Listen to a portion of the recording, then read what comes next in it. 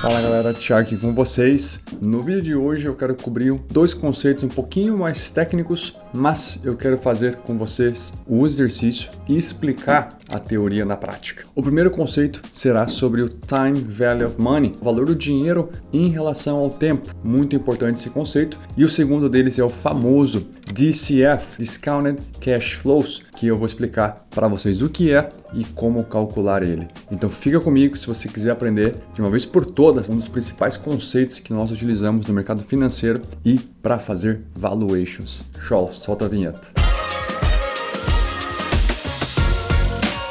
O primeiro conceito que vocês precisam conhecer é o chamado Time Value of Money, e eu vou explicar isso mostrando um exemplo prático. Basicamente, o que você tem que entender é que o dinheiro hoje vale mais do que o dinheiro futuro. Como assim, Thiago? Se alguém te oferecer 10 milhões de reais ou dólares hoje e 10 milhões daqui a um ano ou 2 anos, qual você prefere? Você tem que sempre preferir os 10 milhões hoje, porque esses 10 milhões hoje podem ser investidos no mercado, ou em ativos, um aluguel, ou comprar um apartamento, e esses 10 milhões vão render, eles vão valorizar ao longo do tempo. Eles vão valorizar a uma taxa de retorno, a uma taxa de um investimento que você vai conseguir no mercado. Significa que daqui a um ano ou 2 anos, esses 10 milhões vai valer mais do que os 10 milhões daqui a um ano. Então, de novo, esse é o principal conceito do Time Value of Money, que o dinheiro hoje vale sempre mais do que o dinheiro no futuro. Então, se eu te oferecer 10 milhões hoje ou 10 milhões daqui a um ano, você pega esses 10 milhões hoje e investe no mercado, e daqui a pouco esses 10 milhões vão valer mais de 10 milhões. Vem comigo que eu quero te mostrar na prática como isso funciona. Então, vamos construir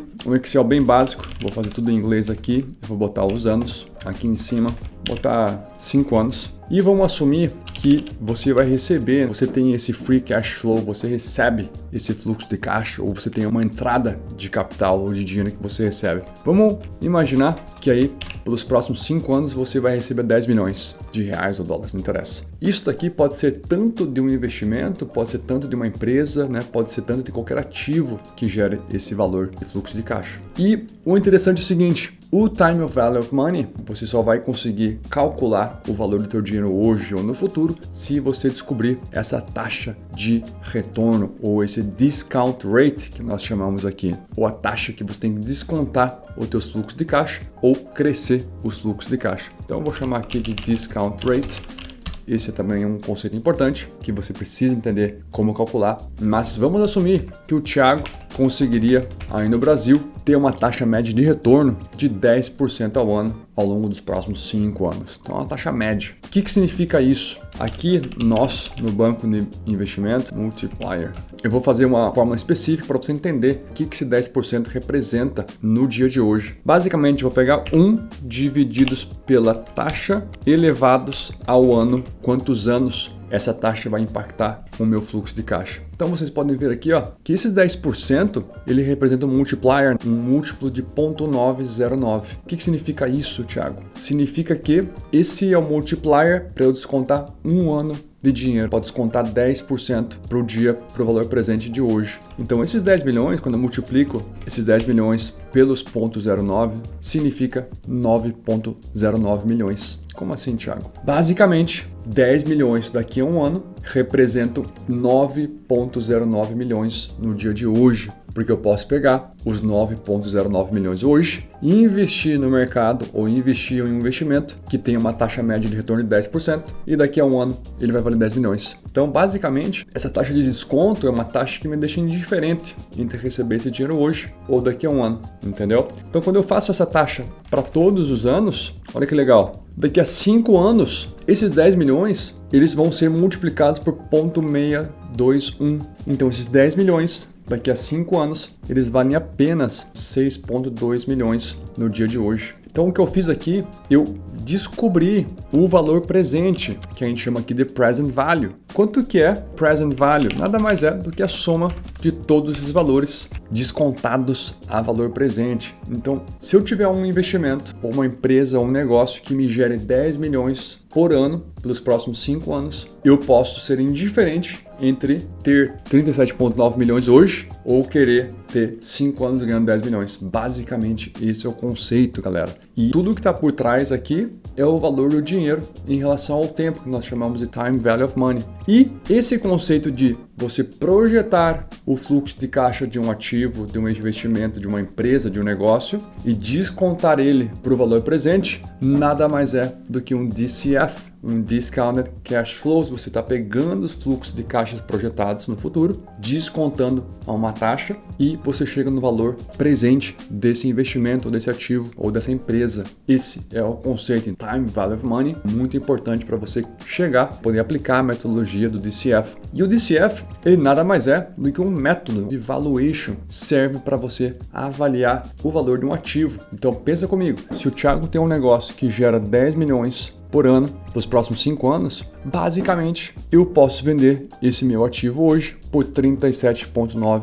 milhões, se eu acreditar, é claro, que a minha empresa vai continuar gerando 10 milhões por ano e se a taxa de desconto faz sentido e seja 10%. Então você começa a perceber que cada vez que eu mudar a minha projeção do fluxo de caixa ou a taxa de desconto, esse valor vai mudar. Por exemplo, se essa minha taxa fosse 15%, olha como eu reduzi o valor. Quanto maior a taxa, menor o valor presente. Ou seja, se eu tenho uma taxa de 5%, 43 milhões, maior o valor hoje. Claro, isso faz sentido, porque se eu tenho uma taxa de 15% por ano, eu só preciso de 33 milhões hoje e vou reinvestir esse dinheiro todo a 15% por ano, que vai me igualar a ter esse negócio que gera 10 milhões por ano. Então esse é um exemplo bem simples de uma combinação aqui de uma matemática que utiliza o valor do dinheiro ao longo do tempo e o DCF. Mas vamos fazer de fato um DCF para você entender o que é esse DCF. Vamos dizer que a nossa empresa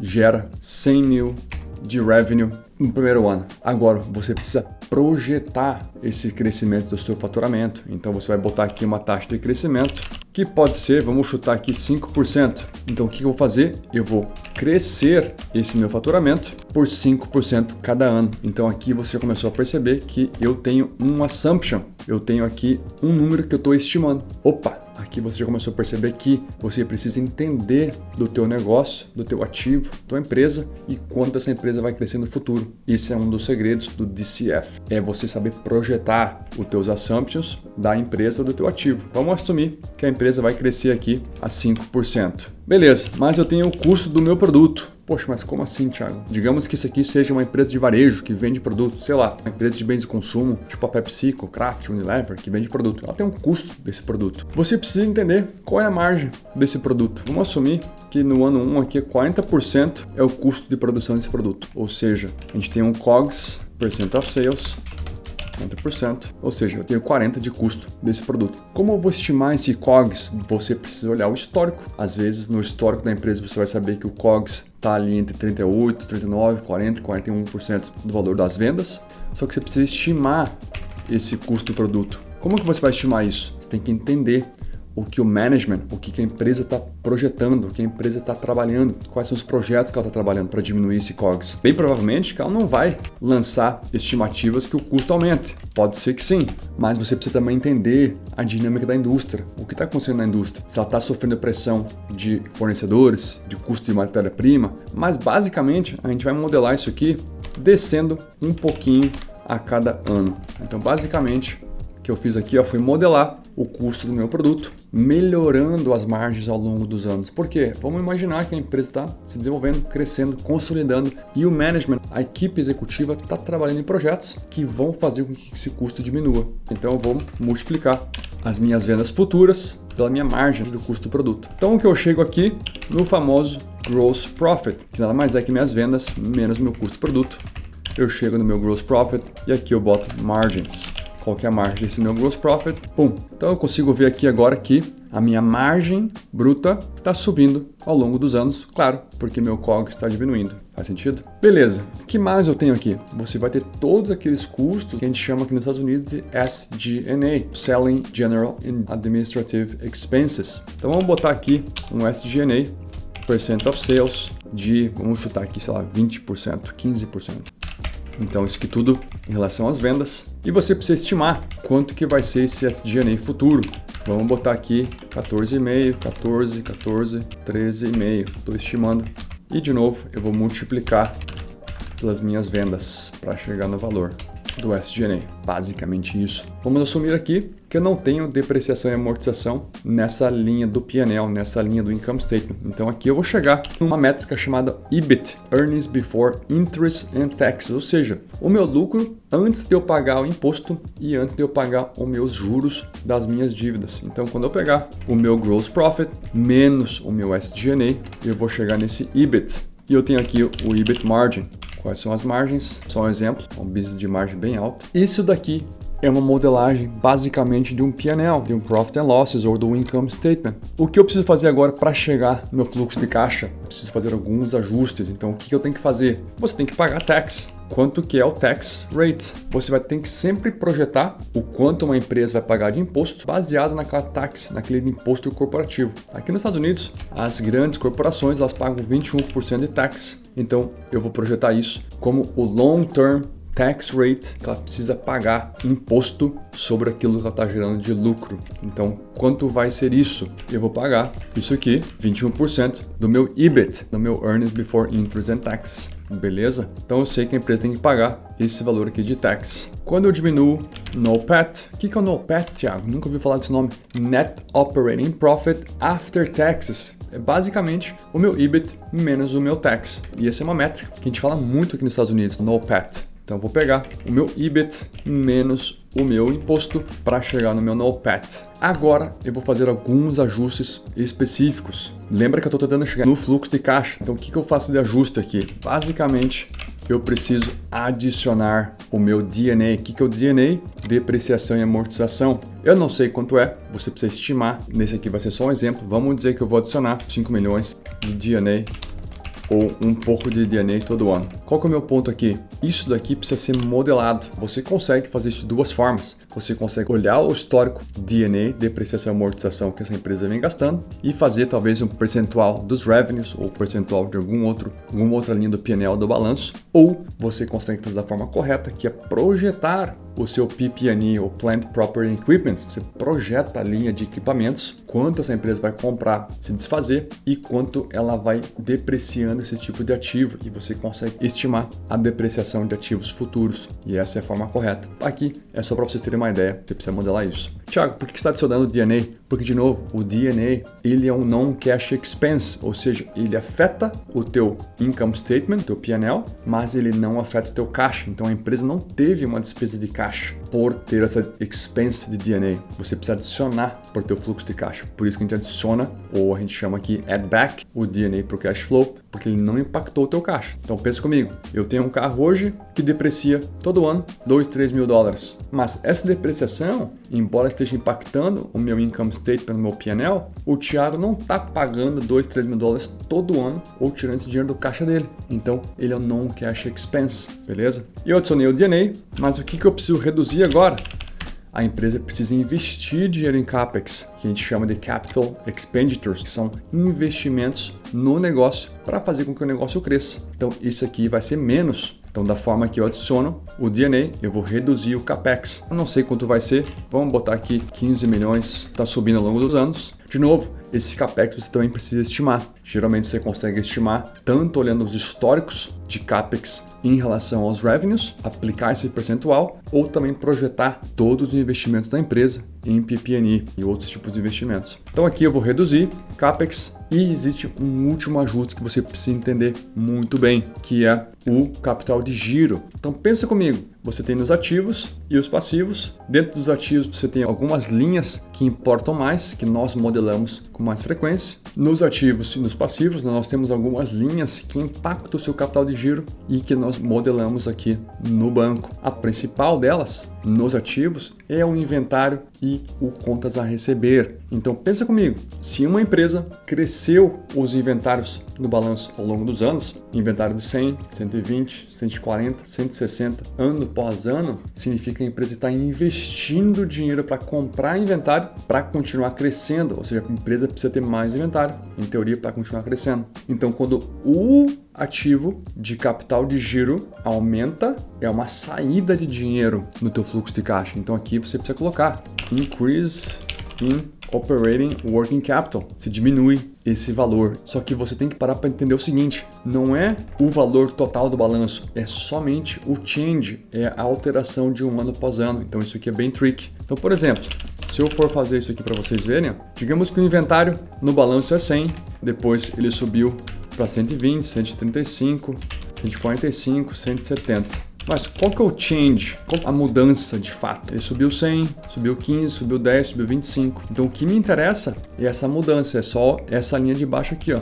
o 20, 15, 10, 25. E essa linha é uma saída de dinheiro no teu fluxo de caixa. Então vamos assumir aqui, que aqui era 80. Então o que eu vou fazer? Eu vou fazer aqui, seria um menos, tá? Vou fazer o menos, esse galera aqui, o CAPEX, eu vou fazer menos também para você deixar o sinal certo, e o D&A é positivo. Então, se um ativo ele está aumentando no teu balanço, como o inventário e o accounts receivable, é porque você está gastando dinheiro, investindo dinheiro. Por outro lado, se o teu passivo está diminuindo, significa que você está recebendo dinheiro. Como assim, Thiago? Nós modelamos uma das principais contas do teu passivo, por exemplo, o contas a pagar. Então pensa comigo, se eu tenho um accounts payable aqui de 100, depois 90, 80, 75, 60, 55, opa, o meu accounts payable over time está diminuindo. Qual que é o change disso? Ele está diminuindo, eu vou fazer o contrário, 10, 5, 15, 5. Ou seja, se a liability, né, se o teu passivo está diminuindo over time, você está recebendo, isso é um source de dinheiro.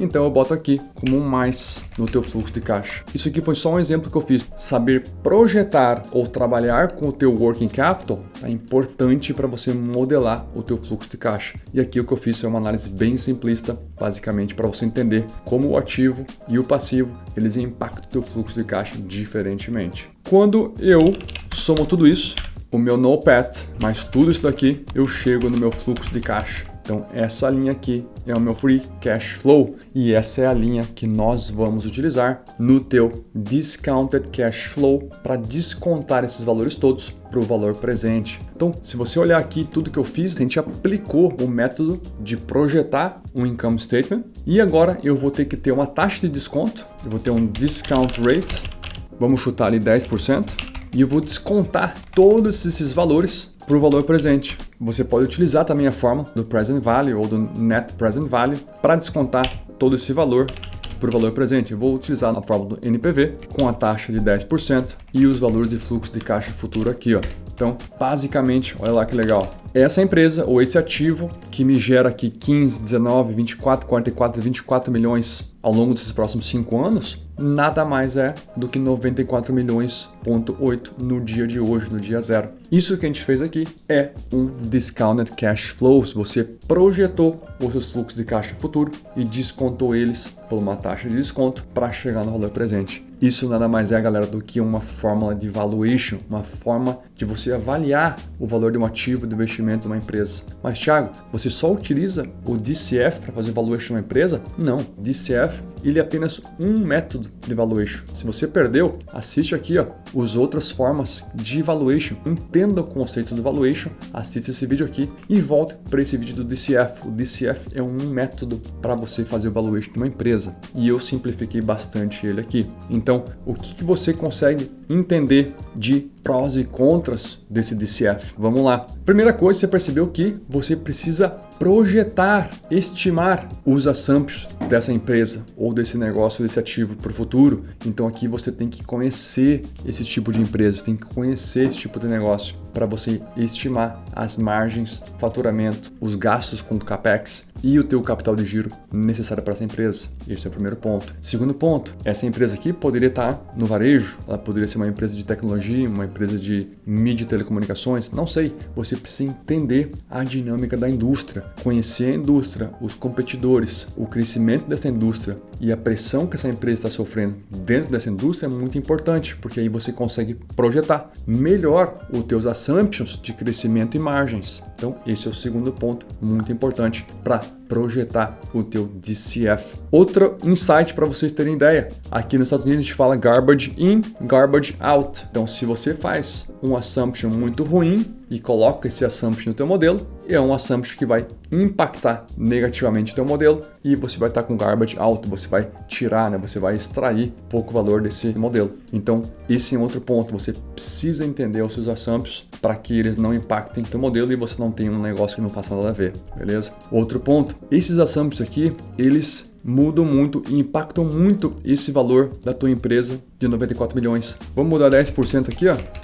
Se o crescimento muda para 10%, ó, aqueles 94 já foi para 109 milhões. Então, se você errar no crescimento da empresa ou nas margens da empresa, ou enquanto você vai gastar de CAPEX, vai impactar muito o valor da tua empresa. Por exemplo, aqui eu botei que eu precisava de CAPEX de 15, 14, 13, 12, 11, mas vamos dizer que eu errei e preciso de fato de 20 de CAPEX. Opa, aquela empresa de 94 milhões agora vale 68, porque eu preciso investir muito mais em CAPEX. Eu tenho dinheiro saindo da minha empresa. Então aqui você começa a perceber que qualquer assumption nesse modelo do DCF, aplicando o método do DCF, impacta muito no valor do teu ativo, que está avaliando o teu ativo. Então tem que tomar muito cuidado com isso. Mas, por outro lado, quais são as vantagens de você fazer um modelo de DCF? É que é muito prático e simples você conseguir modelar vários cenários. Então você consegue fazer o que nós fazemos aqui, what ifs, né? O que acontece se o crescimento muda, se a margem melhora, se um competidor entra, e você consegue modelar todos esses cenários what ifs. E a beleza é que nós nunca utilizamos o número exato para dizer que a empresa vale 68,9 milhões. Não,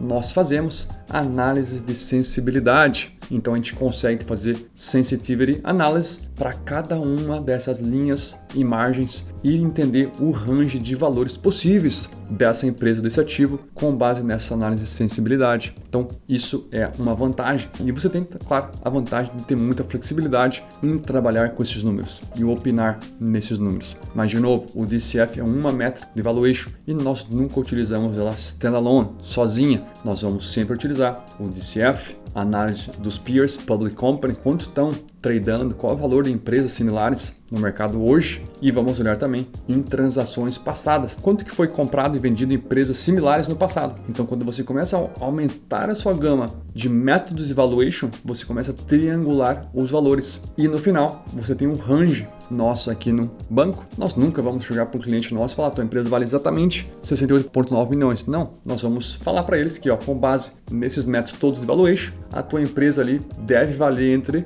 55 e 70 milhões de dólares. Geralmente o range é apertado, é pequeno, você não pode ter um range gigante, mas a gente triangula todos esses valores. Basicamente, esse era o vídeo de hoje. Um vídeo um pouco mais técnico, conteúdo um pouco mais difícil, mas eu tentei fazer de uma forma muito simples. Excel aqui, muito simples, e eu construí com vocês. Então vocês reviram Time Value of Money, que dinheiro hoje vale muito mais que dinheiro no futuro. Vocês viram o método do DCF, que nada mais é do que projetar o fluxo de caixa de uma empresa e descontar ele para valores presentes. E eu mostrei para vocês como calcular um DCF, desde a linha de faturamento, de vendas, até você chegar no Free Cash Flow.